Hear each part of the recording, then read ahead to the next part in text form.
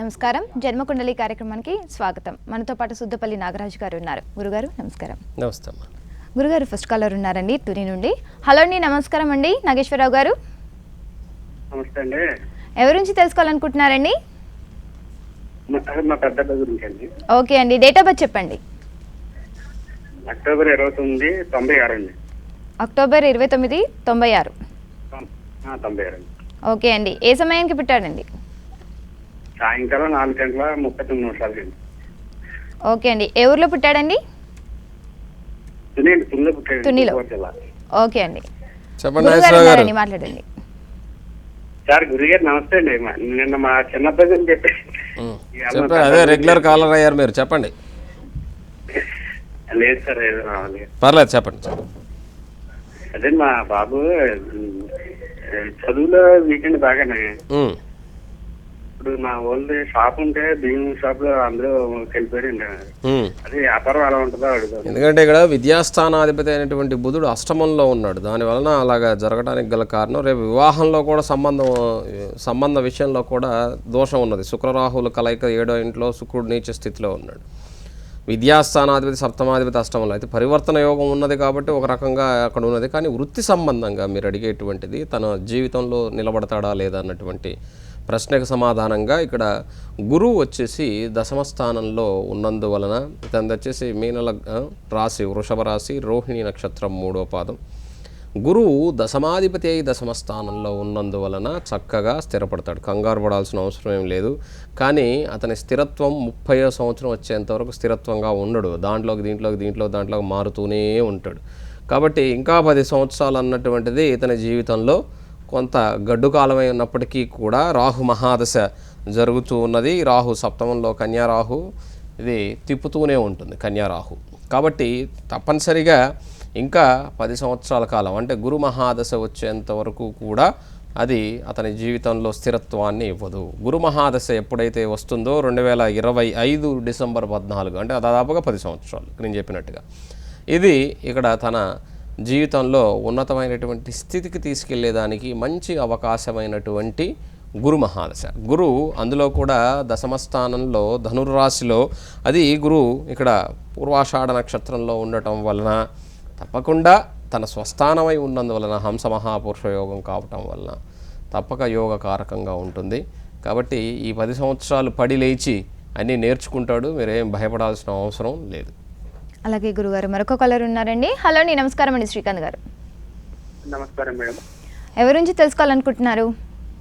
నా గురించే madam. Okay అండి, డేట్ ఆఫ్ బర్త్ చెప్పండి. 29, 29, 6, 6, 1991. 91. ఓకే అండి, ఏ సమయానికి పుట్టారు? 91 అండి. ఏ సమయానికి పుట్టారు? ఉదయం 7:20 మేడం. ఏ ఊర్లో పుట్టారు? వరంగల్ నుంచి మేడం. ఓకే, గురుగారు ఉన్నారండి, మీ సమస్య గురించి గురుగారితో మాట్లాడండి. నమస్తే. నమస్తే. నమస్కారం గురుగారు. నమస్తే, చెప్పండి. హలో, చెప్పండి అమ్మా, చెప్పండి. గురుగారు, నాకు నా జాతకం రీత్యా గవర్నమెంట్ జాబ్ వచ్చే అవకాశం ఉందా? ఇక్కడ దశమాధిపతి అయినటువంటి కుజుడు మీ జాతకంలో నీచ స్థితిలో ఉన్నాడు లగ్నంలో. అయితే నీచభంగ రాజయోగంలో ఉన్నది లగ్న గురువు. అలాగే సప్తమంలో శని చంద్రుల యొక్క యోగం ఉన్నటువంటి జాతకం. అలాగే శాస మహాపురుష యోగం, అలాగే గజకేసరి యోగం, హంస మహాపురుష యోగం, చంద్రమంగళ యోగం, ఇలా మంచి యోగాలు ఉన్నటువంటి జాతకం. మంచి జాతకమే, కంగారు పడాల్సిన అవసరం లేదు. రవి బుధుడు 12వ ఇంట్లో ఉన్న కేతుతో ఉన్నాడు. బుధుడు స్వస్థానంలోనే ఉన్నాడు. శని స్వస్థానంలోనే ఉన్నాడు. ఇలాగా జన్మజాతక రీత్యా ఇప్పుడు రాహులో శని జరుగుతూ ఉన్నది. కాబట్టి 2018 డిసెంబర్ 31 మధ్యకాలంలో, అంటే ఈ రాహులో శని జరిగేటువంటి సమయంలో, అది కూడా నాకు తెలిసి 2018 జనవరి ఆ సమయంలో మీకు తప్పక మీరు అడిగినటువంటి ఉద్యోగము మీ చేతిలో ఉండేదానికి అవకాశం ఉంది. అలాగే గురుగారు మరొక కాలర్ ఉన్నారండి. హలో అండి, నమస్కారం అండి. కుమారి గారు నమస్కారం. ఎవరి నుంచి తెలుసుకోవాలనుకుంటున్నారు? మా అమ్మాయి గురించి. ఓకే అండి, డేట్ ఆఫ్ బర్త్ చెప్పండి. సెప్టెంబర్ అండి. సెప్టెంబర్ 19, 19, 2002 అండి. 2002 అండి. ఓకే అండి, ఏ సమయానికి పుట్టిందండి? ఉదయం 9:12. ఓకే అండి, ఏ ఊర్లో పుట్టిందండి పాప? ఈస్ట్ గోదావరి. ఓకే అండి. ఈస్ట్ గోదావరి అంటే ఏ ఊరమ్మా? రావులపాలెమా? ఏ ఊరు? ఇది బొమ్మడివారం. బొమ్మిడివరం. అదే ఈస్ట్ గోదావరిలో ఎన్నో ఊళ్ళు ఉన్నాయి. అవునండి. నమస్కారం అండి గురువు గారు. నమస్కారం అమ్మా. మీరు లైన్ అయితే మీరు చాలా బాగా చెప్తారు. రోజు ఈ టైం నేను టీవీ వదలనండి అసలు. రోజు ఈ టైంలోనే వస్తానమ్మా, మీ అందరి కోసం ఈ టైంలోనే అలా వస్తాను. కదండి మీరు చెప్పడం చూస్తే చాలా బాగుంటుందండి. అమ్మా ఇక్కడ మీ అమ్మ, ఇది అమ్మాయిదా అబ్బాయిదా? 10th వచ్చిందండి పాప, 10th వచ్చిందండి. ఎలా ఉంటుంది చదువు అది అనేసి. అలాగేమ్మా, ఇక్కడ మీ పాప లగ్నం తులా లగ్నం. లగ్నంలో లగ్నాధిపతి అయినటువంటి శుక్రుడు అద్భుతంగానే ఉన్నాడు. దాన్ని మాలవ్య మహాపురుష యోగం అంటాం. 2వ ఇంట్లో కేతు ఉచ్చులో, అలాగే పంచమ స్థితిలో చంద్రుడు, 8వ రాహు, 9వ ఇంట్లో శని, 10వ ఇంట్లో గురు హంస మహాపురుష యోగంలో, ఏకాదశి కుజుడు, 12వ ఇంట్లో రవి బుధులు ఉన్నటువంటి జాతకం. జాతకంలో ఏమీ దోషం లేదు, చాలా చాలా చక్కగా ఉంది. విద్యాస్థానాధిపతి భాగ్యంలో ఉన్నాడు కాబట్టి కంగారు పడాల్సిన అవసరం లేదు. కాకపోతే భాగ్యాధిపతి అయినటువంటి కుజుడు 12వ ఇంట్లో తన స్వస్థానంలో ఉన్నాడు కాబట్టి కొంతవరకు తండ్రికి ప్లస్ పాయింట్, లేకపోతే అది తండ్రికి దోషంగా మారేటువంటిది. కానీ అది తన స్వస్థానం కాబట్టి అది బాగానే ఉన్నది. ఇక్కడ జాతకంలో 2 మహాపురుష యోగాలు ఉన్నాయి. గురువు ఇచ్చేటువంటి హంస మహాపురుష యోగం, శుక్రుడు ఇచ్చేటువంటి మాలవ్య మహాపురుష యోగం, ఈ 2 కూడా 1, 10 స్థానాలు చాలా చాలా చక్కగా ఉన్నాయి. కాబట్టి విద్యాస్థానాన్ని ఉచ్చస్థితిలో ఉండి గురువు చూస్తూ ఉన్నందువలన తప్పకుండా యోగకారకంగా ఉంటుంది. అందులో ఏమీ భయం లేదు. అయితే ఇప్పుడు రాహుల్లో శుక్రుడు జరుగుతూ ఉన్నాడు. చక్కగా చదువుకుంటుంది, చదివించండి అద్భుతంగా. ఎందుకంటే శని ఇక్కడ అద్భుతమైనటువంటి స్థితిలో భాగ్యస్థానంలో మిత్రరాశిలో ఉన్నాడు. 2021 వరకు ఈమెకి చదువు అయిపోయే సమయానికి గురుదశ వస్తుంది. గురుదశ వచ్చి రాగానే ఉద్యోగాన్ని ఇస్తుంది. ఎందుకంటే దశమ స్థానంలో అద్భుతంగా ఉన్నాడు కాబట్టి చక్కగా చదువుకుంటుంది. ఆమెకి ఏదైనా సరే సూటబుల్గానే ఉంటుంది. ఆమె మనసులో ఏదైతే ఉన్నదో చదువుకోవాలని తనకంటూ ఒక ఐడియా ఉంటుంది. దాని ప్రకారం ఆమెని వెళ్ళనివ్వండి. అది ఆవిడకి ఎంతో శ్రేయస్కరంగా ఉంటుంది. మీ అందరికీ ఒక విషయం చెప్పాలనుకుంటున్నాను. జీవితంలో చాలామంది ఏది కరెక్ట్ అన్నటువంటి దాంతో సందేహంలో ఉంటారు. దీని మీద ఒక చిన్న ఇది మీకు చెప్తాను నేను. ఎందుకంటే ఒక గురువుగారు ఒక సబ్జెక్టు పిల్లలకు చెప్పారు. అందులో పిల్లలందరినీ డిస్కస్ చేసుకోమని చెబుతున్నారు. దాంట్లో ఒకడు తెలివైనటువంటి వాడు, ఇంకొక తెలివైనటువంటి వాళ్ళు ఇద్దరు వాదించుకుంటున్నారు. ఇది కరెక్ట్, ఇది తప్పు, ఇది కరెక్ట్, ఇది తప్పు అని చెప్పేసి. ఒకసారి ఇద్దరి దగ్గర కాంట్రవర్సీ వచ్చేసి, లేదు నీది తప్పు, లేదు నాది రైటు, లేదు నీది తప్పు అలా అనుకుంటున్నప్పుడు గురుగారు వీడు చెప్పేది తప్పు కదా అంటే, ఎస్ తప్పురా అంటే వాళ్ళు వేసి వెళ్ళిపోతాడు. తర్వాత అదేంటి గురుగారు వాడు చెప్పింది తప్పు అంటే మీరు తప్పు అన్నారు ఏంటంటే, లేదురా నువ్వు చెప్పిందే కరెక్ట్ అన్నాడు. తర్వాత మూడో వాడు వచ్చి, ఇదేంటి గురుగారు వాళ్ళిద్దరి మధ్య ఒకడు తప్పు అంటే రైట్ అన్నారు, రైట్ అన్నోడిని రైట్ అన్నారు, మరి ఇది తప్పు కదా అని అడిగాడు అనమాట. మీరు ఇలా చేయటం ఇది కూడా రైటేరా అని చెప్పాడంట. అంటే దాని అర్థం ఏంటంటే, ఒక్కొక్కడికి ఒక సబ్జెక్ట్ చెప్పినప్పుడు ఆ సబ్జెక్ట్లో ఉన్నటువంటి దాన్ని ఒకడు వెనక నుంచి ఆలోచిస్తూ వస్తాడు, ఒకడు ముందు నుంచి ఆలోచిస్తూ వస్తాడు. కాబట్టి ప్రతి క్షణం ఎప్పుడు కొత్తగానే ఉంటుంది. అది మాత్రం ఆలోచించుకోవాలి. నీకు అది తప్పు అనిపించింది అనుకో, 100 మంది రైట్ అని చెప్పినా కూడా అది నీకు తప్పుగానే కనపడుతుంది. కాబట్టి వాడిని అది రైట్ అని చెప్పి పంపిస్తే దాని గురించి ఆలోచించడం మానేస్తాడు అక్కడ. అందుకనే ఒక విషయాన్ని మనకు అర్థం కాకపోతే ఫిక్స్ అయ్యి అర్థం కాకుండా ఉండకూడదు. నీకు ఒక ఆన్సర్ తెలిసి అది ఫిక్స్ చేసుకొని ఇంకొకరి దగ్గరికి వెళ్ళావు అనుకోండి, నీ ఆన్సర్ నీ మనసులో పెట్టుకొని అవతలకి వెళ్తే నీకు ఆన్సర్ రాదు. ఎందుకంటే ఆల్రెడీ నీ దగ్గర ఆన్సర్ ఉంది. అదే నీ దగ్గర ఆన్సర్ లేకుండా సందిగ్ధంలో ఉన్నప్పుడు ఇంకొకరి దగ్గరికి వెళ్ళి గురువుగారిని అడిగినప్పుడు ఆయన చెప్తే నీ సందిగ్ధం తీరిపోతుంది.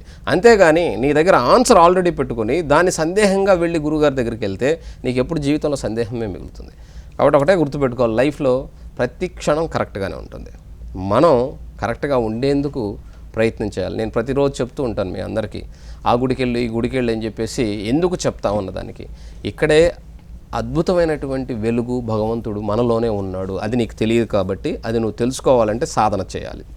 అంత పరిపక్వత ఉంటే ఏ గుడికి వెళ్ళాల్సిన అవసరం లేదు.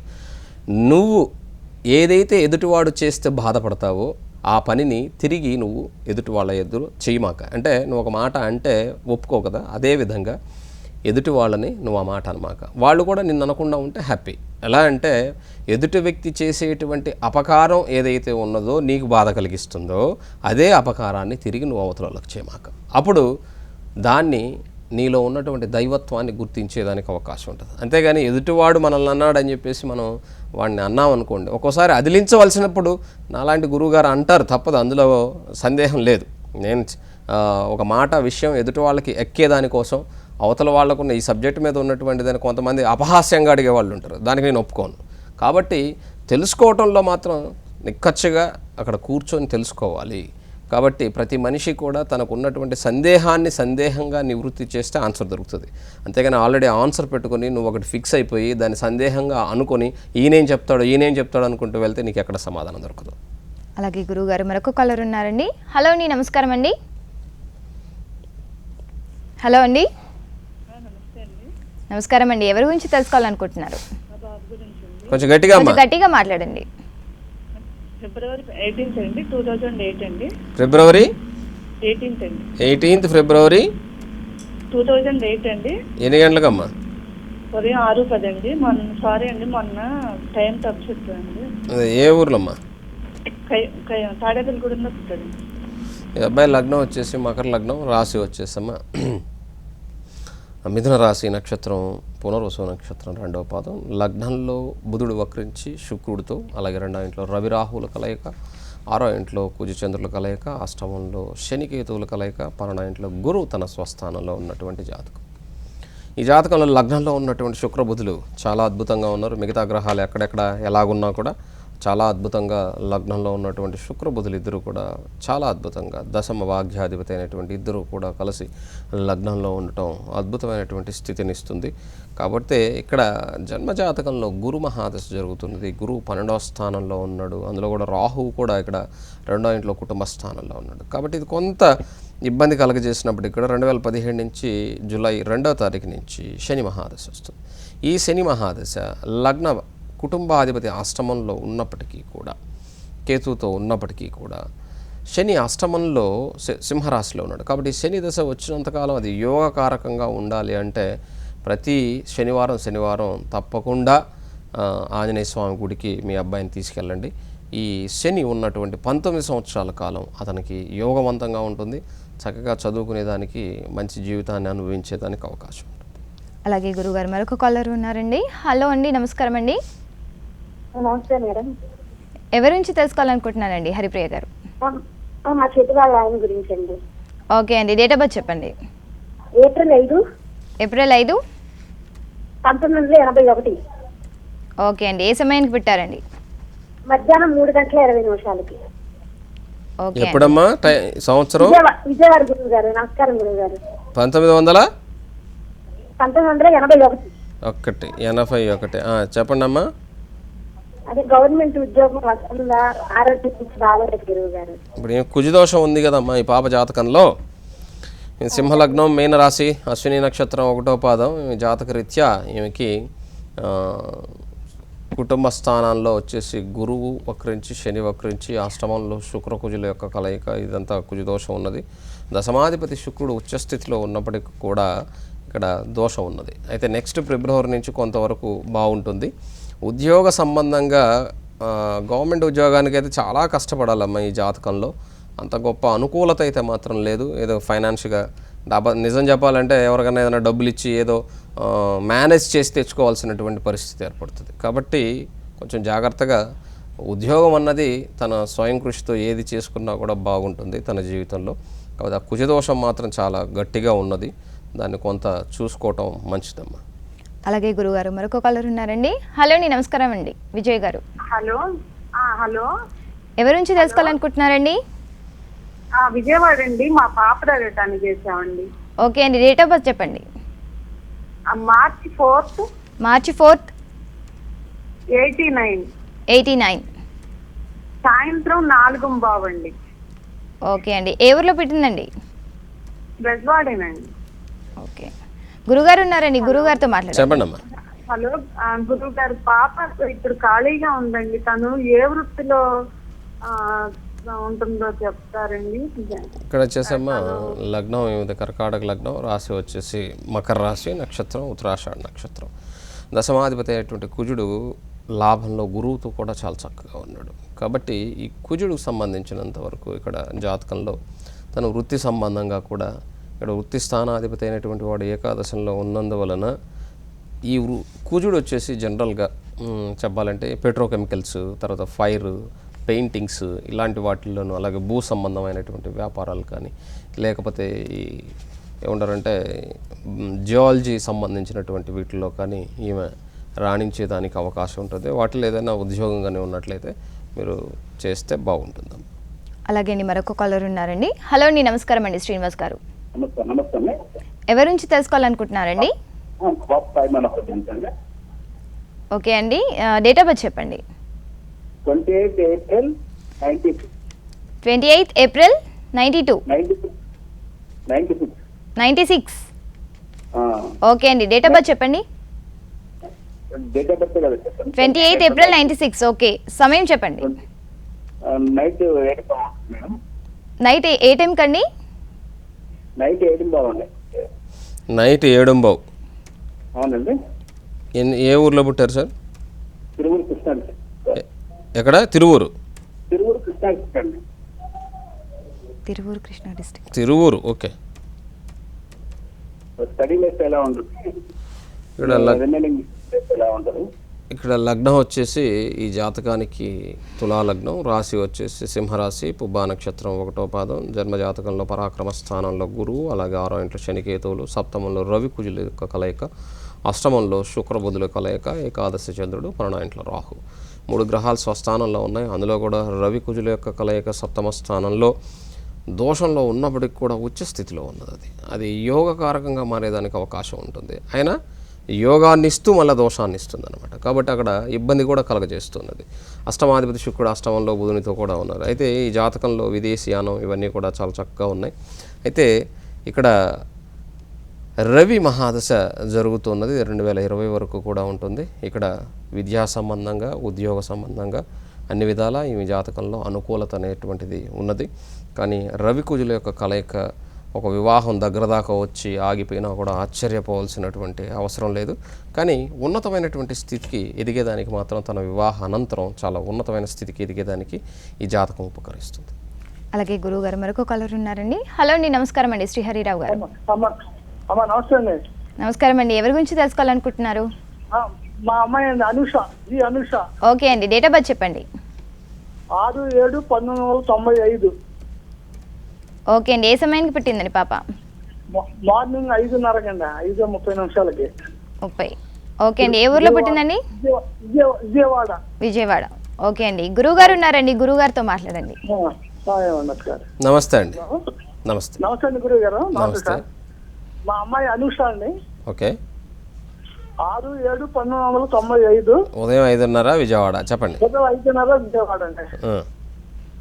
ఫ్యూచర్ ఎట్లా ఉంటుంది? చదువు, ఉద్యోగం కానీ మ్యారేజ్ కానీ? ఇక్కడ లగ్నంలో వచ్చేసి శుక్రుడు, రవి ఉన్నారు. 3వ ఇంట్లో కుజుడు, 4వ ఇంట్లో కన్యా రాశిలో చంద్రుడు, హస్త నక్షత్రం 4వ పాదం, మిథున లగ్నం, 5వ ఇంట్లో రాహు, 6వ ఇంట్లో గురువు వక్రించి దశమశని, అలాగే ఏకాదశి కేతు, 12వ ఇంట్లో బుధుడు ఉన్నటువంటి జాతకం. ప్రస్తుతం రాహు మహాదశ జరుగుతూ ఉన్నది. అందులో కూడా శుక్రుడు జరుగుతున్నాడు.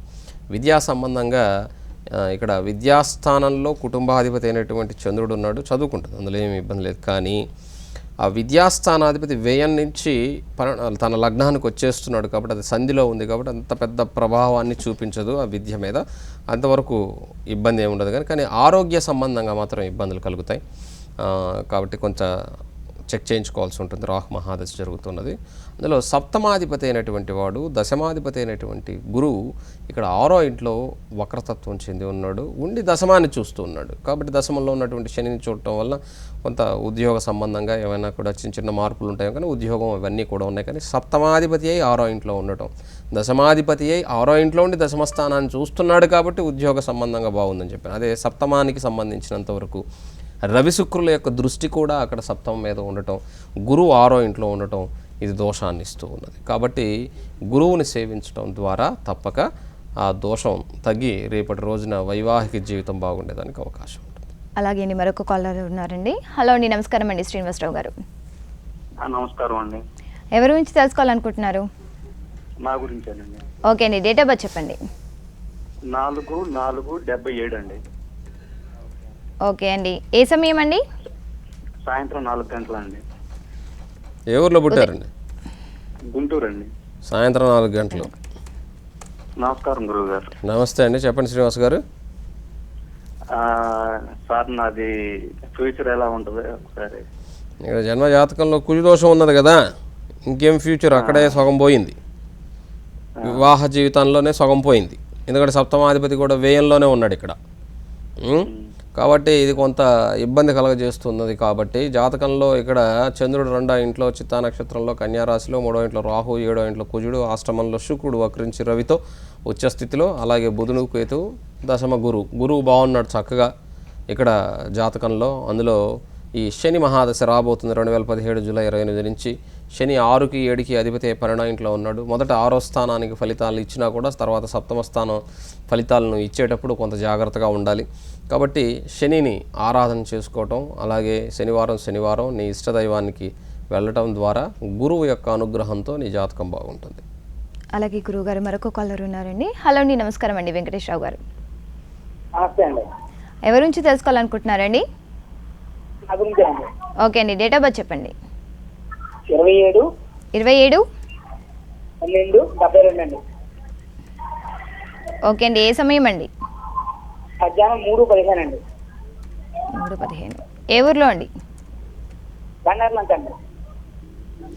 ఇక్కడ మీ లగ్నం వచ్చేసి వృషభ లగ్నం, రాశి వచ్చేసి కన్యా రాశి, నక్షత్రం హస్త 1వ పాదం. లగ్నంలో శని వక్రించి వృషభ లగ్నంలో యోగకారకుడే, అదేమి చెడ్డేం కాదు, మంచిది. 2వ ఇంట్లో కేతు, 5వ ఇంట్లో చంద్రుడు, సప్తమ కుజ శుక్ర, అలాగే బుధుడు. కుజదోషంతో పాటుగా రుచిక మహాపురుష యోగం 2 ఉంటాయి అక్కడ. 8వ ఇంట్లో రాహు, గురు, రవి ఉన్నటువంటి జాతకం. అయితే ఇప్పుడు గురు మహాదశ జరుగుతున్నది. అష్టమ లాభాధిపతి అయినటువంటి గురువు యొక్క మహాదశ, 6వ ఇంటికి లగ్నానికి అధిపతి శుక్రుని యొక్క అంతర్దశ జరుగుతూ ఉన్నది ఇక్కడ జన్మజాతక రీత్యా.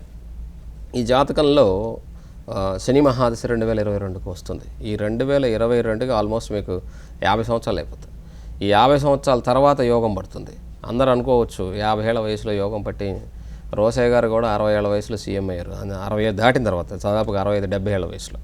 అది ఆయన కూడా అనుకోలేదు. అలాగే ప్రతి ఒక్క మనిషి జీవితంలో ఆ యోగం ఎప్పుడు ఎందుకు పడుతుందో అతని భగవంతుని యొక్క ఇది ఆ జాతకంలో పూర్వజన్మ సుకృతం ఇవన్నీ కూడా ఉంటాయి. అయితే మీ జాతకానికి సుబ్రహ్మణ్యేశ్వర స్వామిని ఆరాధన చేసుకోండి, మీకు చాలా బాగుంటుంది. అంటే ఈ గురుదశన్న కొంత రాబోయేటువంటి దాన్ని లీడ్ తీసుకొని కొంత ముందుకు మిమ్మల్ని బాగుపరిచేదానికి అవకాశం ఉంటుంది. అలాగే మీకు నిన్న కూడా చెప్పాను నేను, 11వ తారీఖు ఈ నెల 11 అంటే జూన్ 11, 12 నేను నెల్లూరులో ఉండేదానికి, ఎందుకంటే నాకు ఒక అత్యవసరమైనటువంటి పని ఉంది, దానికోసం వస్తున్నాను. 11, 12 తారీఖులో నేను నెల్లూరులో ఉంటాను. ఎవరైనా చాలామంది అడుగుతారు, గురుగారు మేము అంత దూరం రాలేము హైదరాబాద్, వచ్చినప్పుడు చెప్పమన్నారు, అందుకనే చెప్తున్నాను. నెల్లూరు నేను వచ్చినప్పుడు ఎవరైనా కలవాలనుకుంటే మాత్రం నా పర్సనల్ నెంబర్కి మీరు ఫోన్ చేసి ఎక్కడ ఉంటానో కనుక్కొని వచ్చి మీట్ అవ్వచ్చు. బట్ అక్కడ మాత్రం ఫీజు తీసుకుంటానండి, ముందుగానే చెప్తున్నాను. మీకు ఇష్టమైతే రండి, మిమ్మల్ని ఏమి బలవంతం లేదు అక్కడికి. లేకపోతే మాత్రం ఇక్కడికే ఫోన్ చేసి చక్కగా మీకు కాల్ కలిసినప్పుడు చెప్పించుకోండి. అలాగే గురువారు ఇక్కడి వరకు వచ్చి కలిసి సందేహాలు తీర్చారు. ధన్యవాదములండి. నమస్తే. ఇది ఇవాల్టి జన్మకుండలి కార్యక్రమం. నమస్కారం.